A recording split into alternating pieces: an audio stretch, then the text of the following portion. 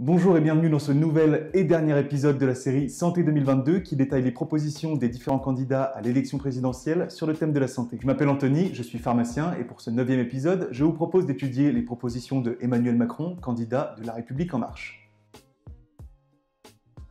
Le candidat s'est aperçu, notamment pendant la crise sanitaire, des défaillances du système de santé. C'est pourquoi il lancerait un plan de recrutement pour les infirmiers et aides-soignants. Aussi, les conditions de travail seront améliorées, le personnel soignant aura moins de charges administratives et le personnel paramédical aura plus de responsabilités. Pendant la crise sanitaire, il s'est également aperçu de notre dépendance vis-à-vis de certains pays et notamment pour notre approvisionnement. On le sait, de nombreux composants de nos médicaments sont fabriqués en dehors de notre territoire. 80% des principes actifs sont fabriqués entre l'Inde, la Chine et le Brésil, ce qui nous rend un petit peu dépendants de ces pays puisqu'ils pourraient nous couper l'approvisionnement en cas de désaccord, mésentente ou même de conflit. Il souhaiterait donc permettre aux entreprises de santé de relocaliser la production en France. Enfin, il les encouragerait sur l'innovation, notamment pour les médicaments qui touchent les cancers et les biotechnologies qui touchent les exosquelettes. Le président sortant souhaiterait donner la priorité à la prévention en visant plusieurs pathologies, notamment l'hyperactivité, la dyslexie et l'obésité. Il donnerait la possibilité à ses enfants d'être détectés plus rapidement et d'être suivis par un médecin traitant. Aussi, un grand plan concernant la drépanocytose, l'infertilité et la santé mentale serait lancé. Concernant les adultes, les personnes âgées de 25, 45 et 60 ans pourront bénéficier d'un bilan de santé complet et gratuit afin de détecter des pathologies sous-jacentes. Enfin, pour les malades chroniques, comme par exemple pour le diabète, il favorisera un accompagnement personnalisé et connecté, comme par exemple la télésurveillance de la glycémie.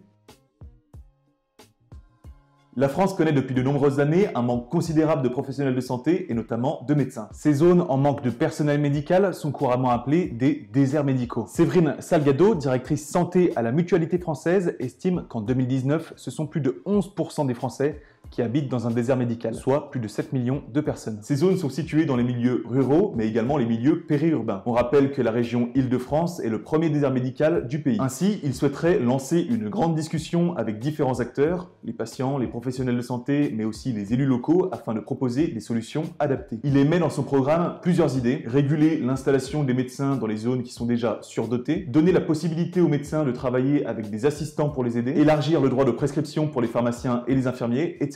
Aussi, il souhaiterait désengorger les urgences en augmentant la téléconsultation et en augmentant le taux de participation des médecins aux gardes. Mais cela pourrait également passer par la création de postes de médecins qui seraient salariés de l'hôpital mais qui travailleraient dans des zones sous-dotées. Cela mènerait à construire un hôpital hors les murs.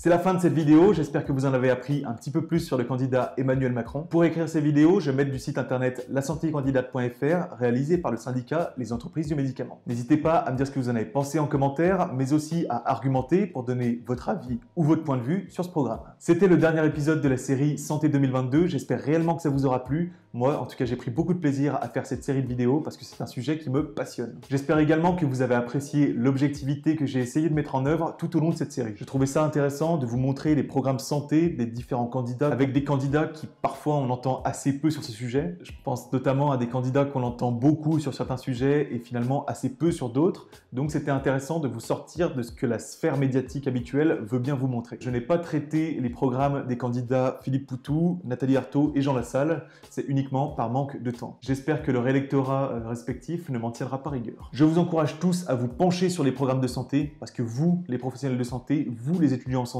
c'est votre avenir, vos conditions de travail qui sont en jeu le 10 avril. J'ai vu pendant 5 ans des stories, des manifestations, des tweets qui m'ont fait mal au cœur parce qu'il y a des soignants qui sont meurtris dans leur quotidien. Vous savez ce qu'il vous reste à faire pour changer tout cela. Penchez-vous sur les programmes et votez pour celui qui vous intéresse le plus. Abonnez-vous, il y a des vidéos qui vont arriver de façon régulière. Je souhaiterais que ma chaîne YouTube devienne une source d'information concernant les actualités en santé. Vous trouverez donc des vidéos au sujet des différentes épidémies qui existent dans le monde, au sujet des nouvelles thérapies qui vont sortir, au sujet des futurs débats politiques autour de la santé, etc. J'interviendrai donc régulièrement sur cette chaîne YouTube, alors suivez-moi, abonnez-vous. C'était Anthony pour Santé 2022, à bientôt.